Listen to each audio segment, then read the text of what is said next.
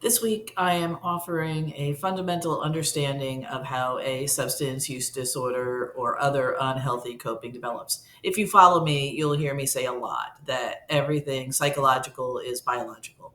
Understanding that addiction has a physical or physiological component is critical. Science informs the development, progression, assessment, and treatment of substance use disorder. Hey, folks, Dr. Joe here. Welcome back to my channel. I create content, support, and resources for professionals and other high achievers who want to address their substance use issue with positive tools, leveraging the science of positive habits. Addiction research has revealed that the overuse or misuse of psychoactive substances results from the following broad categories. The first is trauma. In the last 25 years, research has been very compelling that there is a correlation between addiction and trauma. It's so correlated that there are seminars, trainings, certifications, and whole theories about it. In fact, I'm excited to be going to the Addiction and Trauma Conference next month. Um, let's cover addiction and trauma from a science perspective. Experiencing trauma changes a person. Often, childhood trauma, known as developmental trauma because it happens when the brain is still developing, is correlated with the likelihood of developing a substance use disorder. When a person witnesses, experiences, participates in something negative or significant outside of the realm of expected and anticipated human experience, it can be perceived as trauma. In trauma, the person's brain reacts. When a brain reacts, it does so with a chemical reaction. And that reaction changes the neural pathways of the brain. And those patterns determine mood, perception, and somatic or body experience. It changes how the body experiences sensations, psychoactive substances, relationships, pleasure, and biostates such as sleep, pain, fear, and hunger. The impact of trauma is often correlated with the severity of the trauma and or the length of the trauma. These changes in the brain brought on by trauma shape the brain, which shapes the person and can predispose that person to having a hyper response or a craving response to psychoactive substances or compulsive behavior. The relationship between trauma and addiction is real, and it's an absolute connection. Trauma changes the person and changes the person's brain and body, making them more vulnerable to the reaction to drugs, alcohol, and other unhealthy coping, to react with a craving response to those things. The second cause of a substance use disorder is an interaction with the substance itself.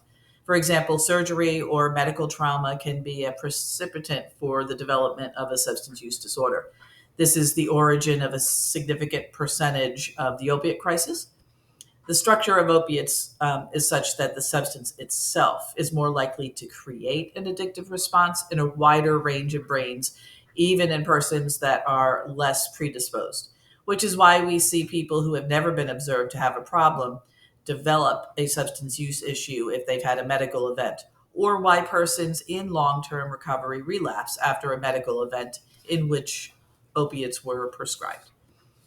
The next reason that a substance use disorder may develop is heritable vulnerability or just genetics. There's an observed and documented predisposition towards having a hyper response to substances that runs in families. Some researchers and clinicians speculate that the predisposition is dormant until switched on by a substance trauma or co occurring mental illness. Another factor that may contribute to the development of a substance use disorder is when a person has a reward insufficiency or a high risk drive. Some research suggests that a percentage of people who regularly misuse substances do so because their brain's reward system functions differently.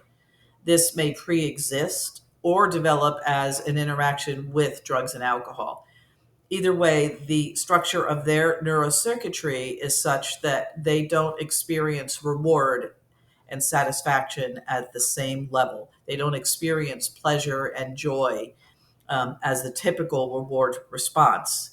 And the function of psychoactive substances gets hardwired by their neurotransmitters, which are feeling chemicals, as finally feeling normal, as finally feeling pleasure, as finally feeling something. Um, their brain then stops making feel good chemicals organically, reduces the production of their existing neurotransmitters. And so when their body has processed the alcohol or other drugs or the experience of the behavior, um, they don't have sufficient neurotransmitters to feel normal, and their brain signals they need to elevate their mood or bring down their anxiety. In the case of the neurotransmitter dopamine, for example, that encodes the experience of exaggerated pleasure as that was better than expected, send more. And often the term salience is used when describing this circular pattern of substance misuse. Another way substance use disorder may develop is through learned behavior, also known as habituation or conditioning. Our brains operate on hardwired behaviors, and those happen because of repeated experience. You probably put your pants on in the same way every day. You probably do things in the same order when you wake up or when you go to bed. If you ever try to start or stop a habit, you become acutely aware of your own learned behavior and conditioning. If you come home and immediately make a drink, that is conditioned behavior. 420 became a thing because of habit and conditioning. Finally, the last factor I want to introduce is when a person has a co occurring mental health issue. When a person has a co occurring mental health issue, such as anxiety, OCD, process addiction, or bipolar, they often find relief of the symptoms of those disorders when they use psychoactive substances, at least in the beginning. As tolerance to the substance builds and the person needs to use more frequently, or more intense experience, the relief from the symptoms of the mental health issue becomes elusive. But by then, the substance habit has become established and hardwired into the neural patterns of the brain.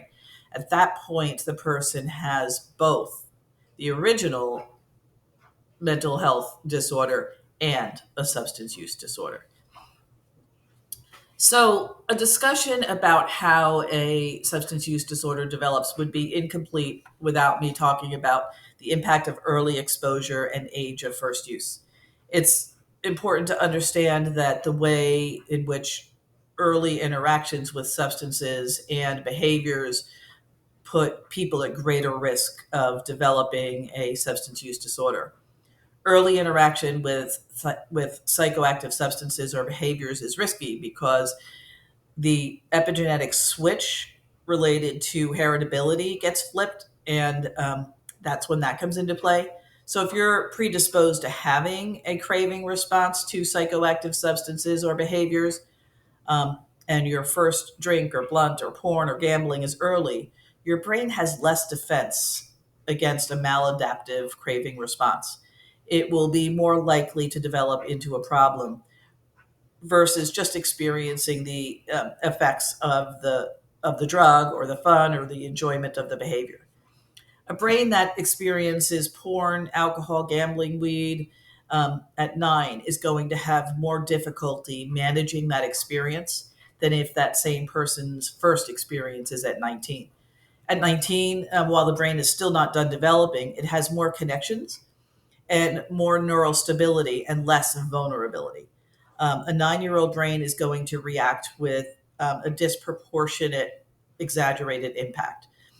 The chances of a 9-year-old developing into a problem with porn, alcohol, gambling, or weed is far greater than an older brain. So, for more information, support, content, and tools on how to manage your substance use disorder, executive stress, and enjoy life without drugs, alcohol, or over relying on unhealthy coping, subscribe and check out my description for a link to a free workbook on managing stress to help you stop drinking.